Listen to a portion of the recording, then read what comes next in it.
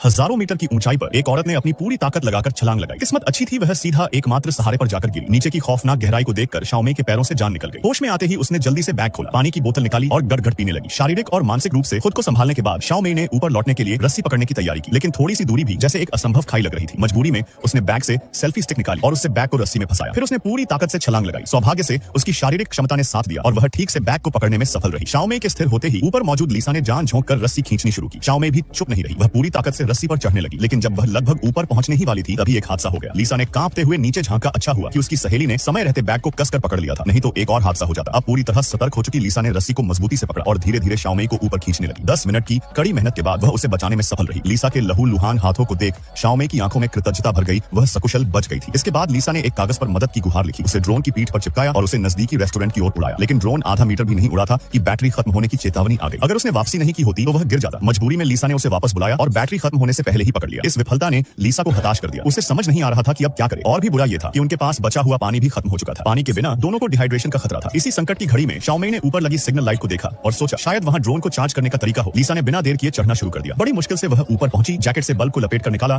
और उसमें ड्रोन का चार्जर लगाया। सौभाग्य से ड्रोन चार्ज होने लगा। लीसा ने उस जीवन रेखा को कसकर पकड़ लिया और हिलने से भी डरने लगी। 2 लंबे घंटे बीत गए। जैसे ही बैटरी पूरी तरह चार्ज होने को आई, एक चील ने उस पर हमला कर दिया। अच्छा हुआ कि लीसा ने समय रहते बचाव कर लिया। बैटरी चार्ज होते ही वह नीचे लौट आई और बिना रुके तुरंत ड्रोन से मदद भेजने लगी। ड्रोन रेस्टोरेंट की ओर तेजी से उड़ने लगा, लेकिन जब वह बस पहुंचने ही वाला था तभी एक ट्रक ने उसे टक्कर मार दी। सबसे बुरी बात यह थी कि ट्रक ड्राइवर ने ड्रोन पर लगे संदेश को देखा ही नहीं। आखिरी उम्मीद भी टूट जाने पर लीसा पूरी तरह टूट गई। समय बीतता रहा। भूख और प्यास ने लीसा को जकड़ लिया। गिद्ध उसके चारों ओर मंडराने लगे, जैसे मौत की आहट महसूस कर रहे हो। लीसा ने शाओमेई से बात करनी चाहिए, लेकिन देखा कि उसका चेहरा खून से लथपथ था। शाओमेई ने बताया कि वह पहले ही मर चुकी है। ये सब लीसा का भ्रम था। वह सदमे में सच को स्वीकार ही नहीं कर पाई थी। असल में शाओमेई बैग को पकड़ नहीं पाई थी और प्लेटफॉर्म पर गिरकर मर गई थी। लीसा जो अब तक देखती रही थी वह सब उसकी कल्पना थी। हकीकत में लौटते ही वह टूट गई। अब उस ऊंचाई पर वह अकेली बची थी। रात को तूफान आया, बिजली कड़कने लगी। लीसा हर पल बिजली से जलने के डर में जी रही थी। फिर दृश्य बदला। अगली सुबह का समय था। मौत के कगार पर खड़ी लीसा की हालत बहुत खराब थी। उसकी सड़ती हुई टांग से बदबू आ रही। पट पड़ा। लीसा ने मौके का फायदा उठाया और गिद्ध का सिर पकड़ लिया। जीवन और मृत्यु की जंग में उसने आखिरी ताकत झोंक दी और गिद्ध को मार गिराया। फिर भूख मिटाने के लिए उसने उस गिद्ध को काट कर खा लिया। घिन महसूस करते हुए भी पेट भरने के बाद लीसा ने तय किया कि अब इंतजार नहीं कर सकती। भले ही नीचे गिरकर मर जाए, लेकिन कोशिश करनी ही होगी। वह सीढ़ी के आखिरी पायदान तक उतरी। वहां सेफ्टी बेल्ट को जोड़ा और नीचे उतरने लगी। जैसे ही रस्सी का अंत आया, उसने बेल्ट खोला और नीचे प्लेटफॉर्म पर कूद पड़ी, जहां शाओमेई की लाश सड़ चुकी थी। शोक मनाने का समय नहीं था। लीसा ने तुरंत मोबाइल निकाला और मदद का संदेश भेजा। फिर मोबाइल को